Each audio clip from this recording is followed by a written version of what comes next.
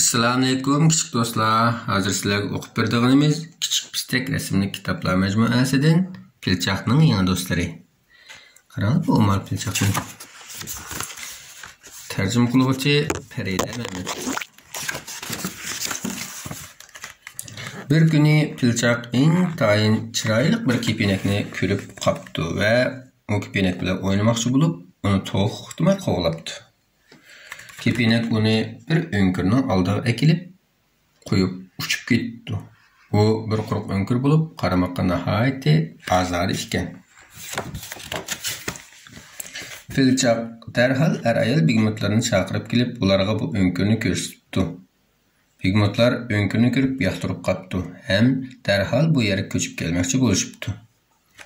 Bu chaqda Pilchoq bigmotlar bilan birga yashag'ili 2 oydan oshgan, daryoning atrofidagi barliq narsalardan tunishib bo'lgan va xeyli cho'ng bo'lib qolgan ekan.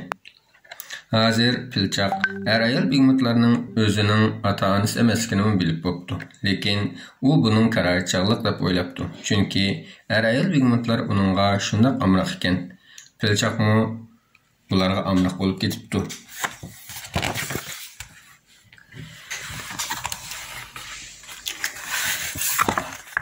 Pilchoq doim bu yerda uning bilan o'ynaydigan do'stlarining yo'qligidan kunlarini intayin ma'nisiz o'tayotgandek his qiladi ekan. Daryoda bir timsoh oilasi yashaydi ekan.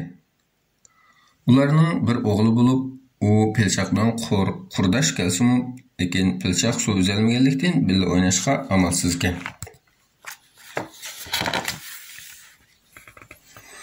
Yana bir sababi timsoh boshqalarning ayblanishga amroq bo'lib, Pilchoqni ko'rsalar, uni masxara qilib, "Ey, sen zodi pilmi yoki bigmutmi? Men sening nima ekanligingni bildim. Sen degan bigmut pil. Ha ha ha ha. Bigmut pil. Pakar semiz bigmut pil." deydi ekan. Nahaqinzani qis bo'lmaydi, a? Pilchoq g'azablanib, uzun burni bilan kichik timsohga suv purkitdi, lekin uning ko'ngli yana shunday yerim bo'libdi. Aslida bunda kichik do'stlarga birisi suv chechib qo'yish ko'ngli xo'sh bo'ldi-ku. Lekin ko'ngli yana xush bo'lmabdi. Bir kuni timsoh uni yana masxara qilibdi. Pilchoq achchig'i chilmay birdan yolg'iz turish uchun yayloq tarafga ketibdi. O'ylamagan yerdan u qum dovsida 2 qator oyoq izini ko'rib qopdi. Nima ko'rib qolgandi? Bu oyoq izlari uning oyoq iziga bek o'xshash ekan. Lekin uning oyoq izidan xeyli cho'ng ekan. U bu yerdan cho'qim intayin cho'ng bir pilotga o'xshaydi deb o'ylabdi. Bosh pilotga bilan cho'g'im pil. Pilchoq xushallik bilan oyoq izini bo'ylab oldiga qarab minibdi. Lekin uzoq o'tmay oyoq izi cho'plikda g'oyib bo'libdi. Ammo Pilchoq keyinga qaytmabdi. U oldimga yana mingiversam, balkim oyoq izini yana uchirtaman deb o'ylabdi. U yana xeyli uzoq minibdi. Minishdan to'xtagan chog'da o'zining qumliq kelib qolganligini bayqabdi. Pilchoq qumliqning ichkariga qarab davomli minibdi, lekin eliq oyoq izini faqat topolmabdi. Chatoq bo'ldi. Hamda u rostli ezib qolgan edi. Kichik bolashlar o'zi uzoq yakasi bo'lamdi, bo'lmamdi? Bo'lmaydi. Pilchoq keyinga qaytmoqchi bo'libdi. Lekin keynidan qora bo'ron hammayani qoplab yupurilib kelishib boshlabdi. Qora bo'ron uning nihoyatsiz yiqilib ketdi. Apla. Pilchoq qo'rqqandan bor kuch bilan qochibdi. U darhol dalda bo'lgan bir yerni tepib olmoqsa bo'lmaydi. Nima qilganki? Bo'ron kim bilanmi qora bo'ron ekan. Bo'ron keyinni qo'llab ketdi. Pilchoq qochibdi. Mumkin bo'lmasa bo'lmaydi. U yuguribdi. Shundoq tez yuguribdiki, qarbo'ron uningga yetishmabdi. Uning bir önkür uchrabdi. Shuning bilan u bor kuchi bilan önkürga o'mlab kiribdi. Sizlar boshqa tez yugurasizlar. Sekretlarni chiqisanglar, miyuchilarni mashq qilib tursanglar, tez yuguradigan bo'lsa bo'lamdi.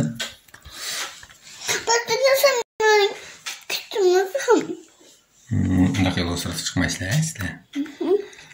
Önkürning ichida bir qumluq chashqin yashaydi ekan. Qumluq chashqin uni ko'rib, "Kirgin, bu yer intayin bexatar.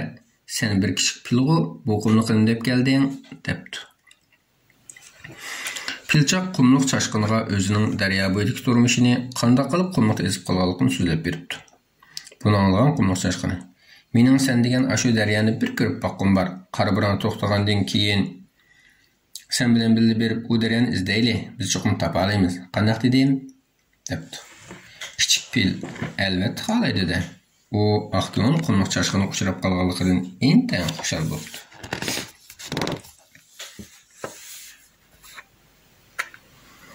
Alahazal birer saatdan keyin önkürnün sirti tinchlanibdi. Shuning bilan u ikkisi önkürdan chiqibdi. Qumluq chashqini to'rt atrofga bir qur qarayotgandan keyin: "Yura, biz avval taqqa chiqib qarab baqayli. U yerdan sen degan daryani ko'ra olsak ajab emas" debdi. "Voy, igiz ko'ram ya." Igizli bo'lsa adam jiraqni ko'radi. Ular tağının çoxusuga chiqibdi, lekin poyansiz qumluqdan boshqa hech nima ko'rinmabdi.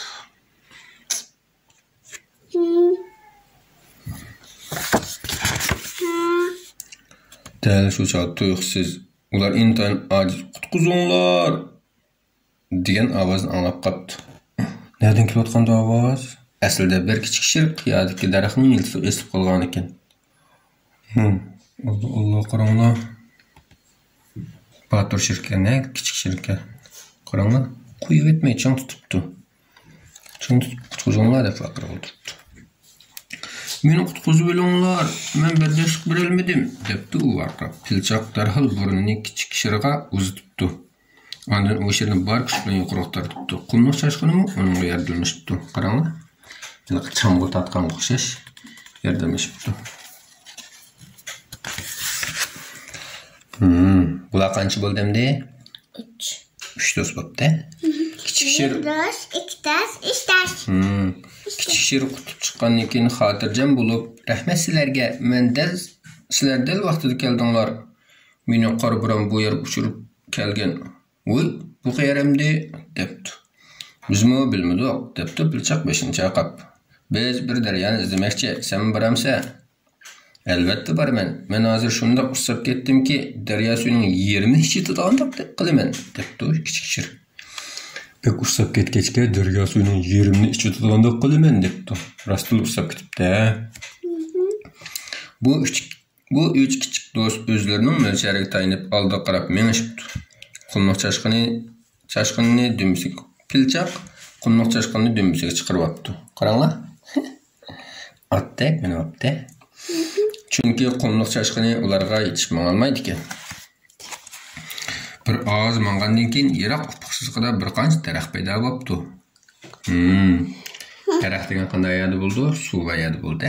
Demak, yaqinlab qolganda qildi. Endi ular bu yo'lda to'g'ri manganligiga ishonch qilibdi. Chunki daraxt bor yerda cho'qim o't cho'p bor, o't cho'p bor yerda cho'qim nima bor? Daryo bor. Shunami? Endi kim uchrag'ida bo'lar? Ular ancha uzoq mangmaylar yayloqqa chiqibdi. U yerda ular bir burgutni uchirtibdi. Qarbironda burgutning bir qanti sunib ketgan ekan. Inna lillahi va inna ilayhi rojiun. Bichor burgut. Men endi ucholmaydigan bo'ldim. Sizlar meni olg'och ketinglar, bo'lmasa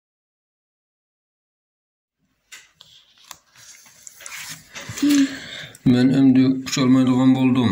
Sizlar meni olg'och ketinglar, bo'lmasa men bu yerda o'lib ketaman. Debdi burgut ularga. Qumluq chashqini burgutning qantini avaylab teng qo'yibdi. Ondan kichik shir burgutni Pilchaqning dumsiga ko'tarib ep qo'yibdi. Shuning bilan ular yana yo'lga chiqibdi. Qancha bo'ldi bular hozir? 1 bo'ldi, 2 bo'ldi, 3 bo'ldi, 4 bo'ldi. 4 do'st bo'ldi. Qosh qaraygan chog'da 4 kichik do'st oxir daryo bo'yiga yetib kelibdi. Ular daryo suvidan qanoqcha ichishibdi. Ondan Pilchaq do'stlarini ayol bigmotlarning uyiga boshlab beribdi. Nega boshlab beribdi? Bigmotlarning qishiga boshlab beribdi. Ana qonog'ich ichibdi avval suvni.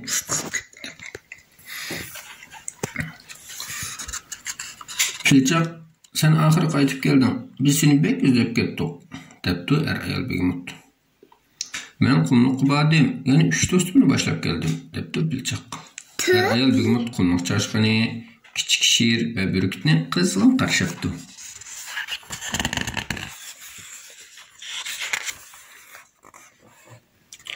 Yerim kiçik boptu. Çoğun kiçik bu töt dost er-ayal bigmutlarının önkürde qıstilishib uxlaptı. Edemcik bolgan ekan kichik önkür to'qi bu. Qıstilishib uxlaptı. Qaranglar, ayni.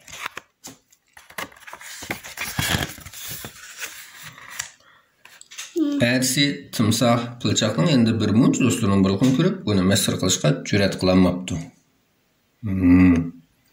Atrofingizda do'stlaringlar bo'lsa, shunaqa yolg'iz bo'lmasanglar, hech kim sizlarni go'zak qilolmaydi, masxar qilolmaydi. Shuning uchun do'stlaringlar bilan, qo'shnilaringlar bilan inoq o'tinglar. To'rt kichik do'st shunda xushhalolda mukishmak o'ynabdi. Buni ko'rgan kichik timsohning ichi qizib ketdi. Pılçaq intan kang qo'rsaqlik bilan uni birga o'ynashga taklif qilibdi. Kang qo'rsaq bo'lsak, yaxshi bo'ldi. Sen meni o'zingga o'tgandan o'ynamayman, demak, birga o'ynaylik keladi. Qumluq chashqining daryo bo'yida yangi bir o'nkir ko'rmoqchi bo'lgan ekan, kichik shir uningga yordamlashibdi. Ularning daryo bo'yidagi turmushi shunday ko'ngilli o'tishga boshlabdi. Burkutga o'xshaydi. Bir necha hafta o'tgandan keyin burkutning qoni saqib, butunlay asliga kelibdi. U qantini kirib, igiz osmonda parvoz qila oladigan bo'libdi. U doim intan yiroq yerlarga uchib borsa-mu, lekin yana har kuni do'stlarining yana qaytib keladi ekan. Pilchaq uningga uchayotganda pillarning izini kuzatib qo'yishni taxlabdi. Men omon bir kuni pillar to'pini topaman. Qattiq ishonch bo'lsa, mening bu umidim cho'qim amalga oshadi deb o'ylaydi ekan Pilchaq. Umidlar bo'lsa, cho'qim topamiz, arzuyimizga kelamiz.